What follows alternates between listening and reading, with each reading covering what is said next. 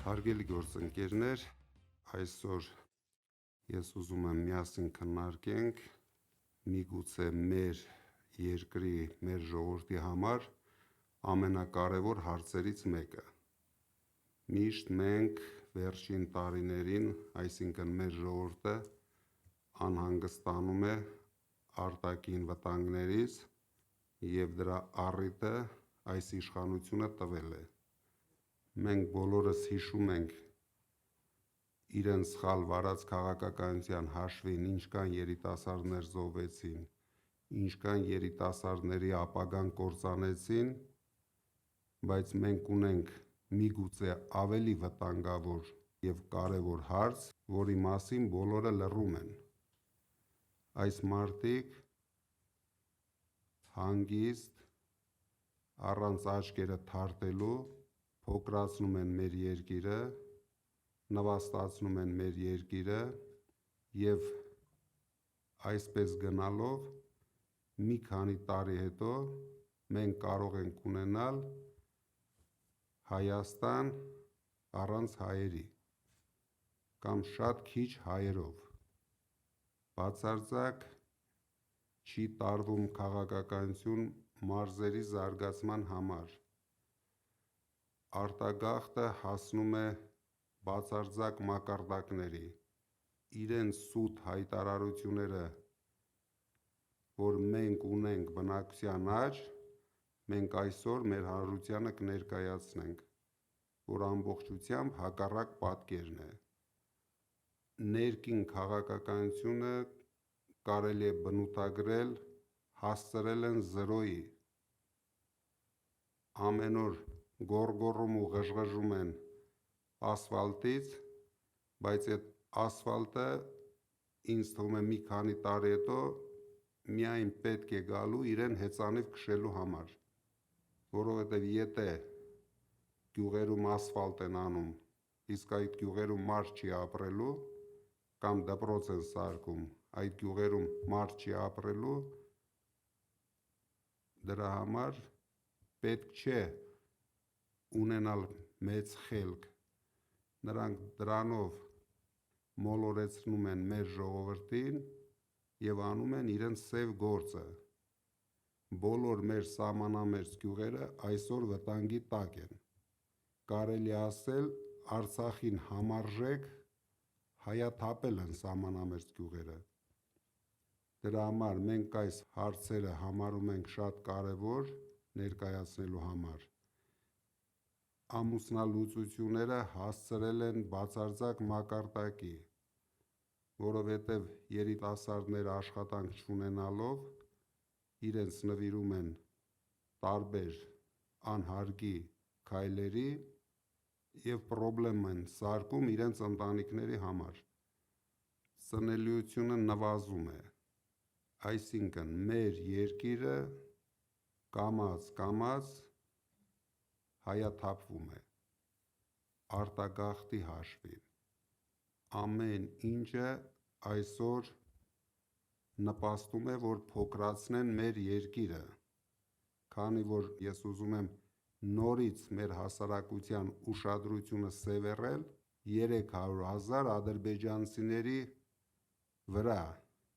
Եթե մենք չկանգնեցնենք դա, շատ շուտով կհայտնվեն Հայաստանի տարբեր շրջաններում և առաջին հերթին Փաշինյանի կողմից ազատված սահմանամերձ շրջաններում և գյուղերում։ Մեր ժողովրդագրական տվյալները սարսափելի են։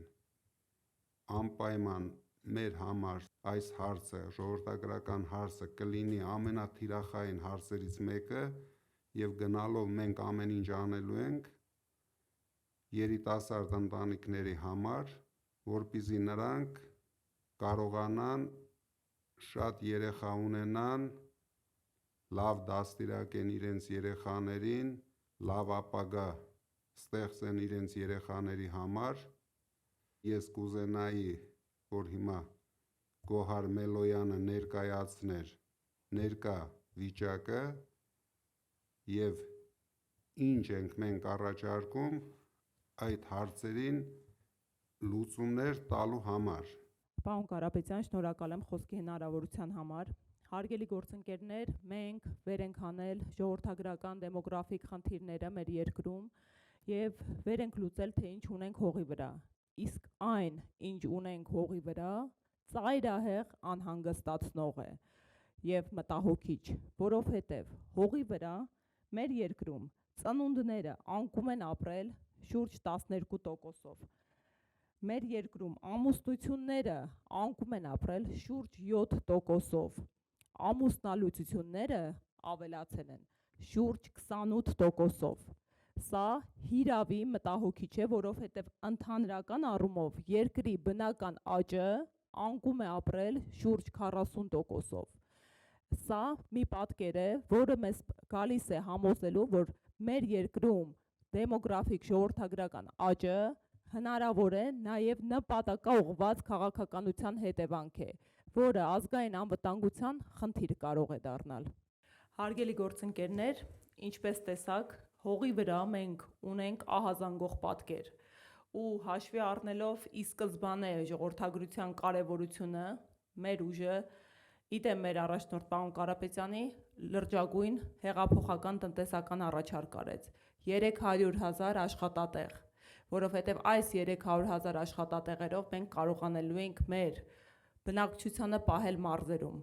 եւ ամուսինները մնալու են իրենց ընտանիքներում։ Դրան ի լրումն առաջարկեցին 20,000 մաչելի բնակարան, եւ որը կնպաստի ընտանիքների զարգացմանը, բազմացմանը, ձևավորմանը։ Բայց սա դեռ մեկնարկն է։ Մենք ներկայացնում ենք մեր հեղափոխական առաջարկը, որը միտված է ժողովրդագրական աճին եւ այս լրջագույն խնդրի լուծմանը։ Մենք մեկնարկում ենք ազգային վերածննդի հիմնադրամ։ Ազգային վերածննդի հիմնադրամը մշակելու է պետական քաղաքականությունը, որով լուծվելու են այս լրջագույն ժողովրդագրական խնդիրները, սկսած ծնելիությունից վերջացված ամուսնալուծությունների այս թվաքանակի անկման նպաստող իրավիճակի ստեղծմանը։ Բայց լրջագույն առաջարկը կայանում է նրանում, որ մեր հիմնադրամը ունենալու է ընդամենը 30% պետական մասնակցելիություն, իսկ մնացած 70%-ը կազմակերպվելու է մեր գործընկերների միջոցների շնորհիվ ամբողջ աշխարհից։ Եվ սա կարող է կազմակերպվել բացառապես Ուժեղ Հայաստան դաշինքի կողմից։ Ասեմ ավելին, բացի այն, որ ազգային վերածննդի հիմնադրամը իրականացնելու է այս հեղափոխական փոփոխությունները ու մշակելու է միասնական քաղաքականություն, մենք նաև ունենք կոնկրետ առաջարկ։ Քանի որ այսօր հողի վրա այս իշխանությունը կատարել է փոփոխություն եւ միասնական ու նույնական է դարձրել նպաստները առաջինից մինչև անսահման երեխաների թվաքանակ, ինչը նախկինում տարբերվում էր, այսինքն առաջին, երկրորդ, երրորդ, չորրորդ, հինգերորդ երեխաների համար պետությունը տարբերակված նպաստ էր տրամադրում, որպեսզի շահագրգռեր բազմազավակ ընտանիքների ավելացմանը։ Իրենք փոփոխություն են կատարել եւ սեպտեմբերի 1-ից անկախ ընտանիքի երեխայի քանակից կլինի դա 3-րդ ծնունդը, 4-րդ ծնունդը, 5-րդ ծնունդը, բոլորին տալու են նույնական նպաստ։ Ինչ ենք առաջարկում մենք։ Յուրաքանչյուր 4-րդ երեխա ծնունդի համար ստանալու է 2 միլիոն դրամ, իսկ 5-րդ երեխայի համար եւ դրանից հետո 6-րդ, 7-րդ երեխաների ծնունդների համար ընտանիքները ստանալու են անվճար բնակարան։ Սա հիրավի այնպիսի առաջարկների փաթեթ է, որը հնարավորություն կունենանք իրականացնելու բացառապես մեր առաջնորդի միջազգային բացառիկ կապերի շնորհիվ եւ արդեն կա տեսլական, թե որ ներդրումային կազմակերպությունները ինչ չափաբաժիններով են մասնակցություն ունենալու այս գործընթացին։ Շնորհակալ եմ։ Շնորհակալություն։ Մենք տեսանք ինչքան մտահոգիչ է այսօր Հայաստանի հայ ժողովրդի վիճակը, ինչը դեռ մեր ժողովրդի մոտ 25%-ը չի հասկանում, դրա համար մենք ամեն ինչ անելու ենք, որ այս նախընտրական փուլում կարողանանք մեր ժողովրդին ներկայացնել Հայաստանում եղած իրական վիճակը։ Ես կասկած ունեմ, որ Փաշինյանը այսօր իրականացնում է Ալիևի երազանքը, տեղ է բացում ադրբեջանցիների համար, մենք ասում ենք 300,000, բայց ես արդեն կասկած ունեմ նույնիսկ 500,000, դրա թիվը հետագայում հաշվելը անհնար է լինելու մեզ համար, և Ալիևի արևմտյան Ադրբեջանի գաղափարը հաջորդ 5 տարիներում իրականացնելու է։ Դրա համար ես կոչ եմ անում մեր ժողովրդին ավելի ուշադիր նայեն մեր ներքին խնդիրներին, չխաբնվեն միայն խաղաղություն բառերով, որովհետև խաղաղություն բառը Փաշինյանի հետ ոչ մի կապ չունի։ Հայաստանում թե պատերազմները, թե մահացությունները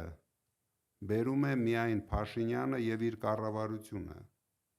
բերել է և բերում է։ Դրա համար մեկ օր շուտ ազատվելով այս իշխանությունից, մենք կարող ենք կերտել ձեզ հետ միասին ուժեղ Հայաստան։ Ես հաջորդ նիստին կներկայացնեմ մեր ամենամասշտաբային ծրագրերը, որոնք կապահովեն մեր պետության թե խաղաղությունը, թե արժանապատիվ կյանքը, թե բարեկեցությունը։ Շնորհակալություն։